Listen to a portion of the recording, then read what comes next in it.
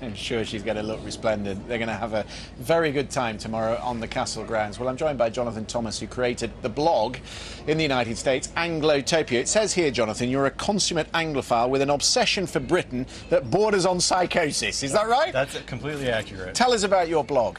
It's been around since 2007, and we focus on British travel, history, and culture. And it's never been more popular. And a royal wedding is manna from heaven. Absolutely. We have to cover events like this. They bring record traffic, and people just love finding out all they can about the royal wedding. So I was reading a bit of your biography. You had a different job. Yes. And you lost it around the time that Prince William was marrying Catherine. I did indeed. Weeks before their wedding, I lost it, and my wife talked to me, and she's like, well, you're working for Anglotopia full-time now. And I've been doing it ever since. And so you came over to the William and Kate's wedding. Yes. And what do you remember of that? I was right on the Mall, right in front of Buckingham Palace. I had a prime spot. I even saw them on the balcony at the end. I was there all day. It was a fantastic experience, one of the best I've ever had in this country. So what are you expecting from tomorrow? Hopefully smaller crowds than there were in London, honestly. I think because there's just not room for them here. And I'm hoping to get a shot of them in the carriage procession. So that's my... Does it matter to your readers that the bride is an American? It does indeed.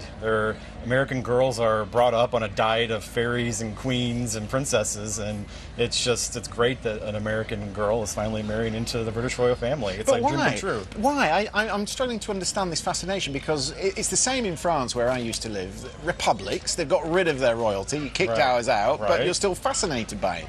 Well, a lot of Americans still have British heritage, and with the popularity of Ancestry DNA kits, a lot of Americans are finding out how British they are, and it's just a way to connect with that heritage. And it's a sensible thing in an insensible world, is what I like to say. People want that continuity. They want something that's positive to look at. And I think that's why the royalty is so popular right now. And when you've got 500,000 readers of your blog, are they slightly nostalgic for Britain in a funny sort of way? Is that what it is? Or? Sometimes, but it's a lot of it's rooted in that post-World War II era with the Queen coming on the throne.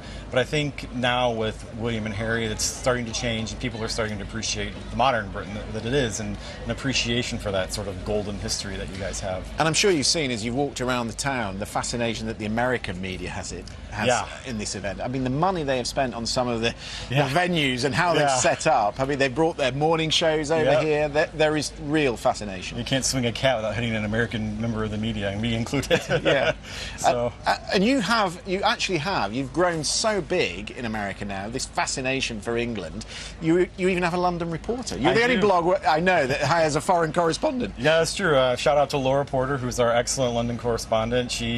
I can't be here all the time yet, one day hopefully, and she's great at covering the things that we can't cover. So that's the ambition, is it, to come and live here? That's our long-term goal. That's why Anglotopia exists. I want to live here very badly, and hopefully one day we'll be able to make that happen. So where are you going to position yourself tomorrow?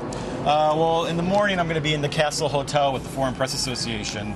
They've rented a ballroom, and that's going to be the cushy spot for the morning, and then probably right after the ceremony, I'm going to run out and try and get somewhere to see the procession. Well, enjoy it. Thank you very much for joining us. Thank you so much for having me. Best of luck with the blog. Thank you. Jonathan Thomas there. So we are told that the weather will be exactly the same tomorrow, so it will be the open carriage, which is great for all these people who are along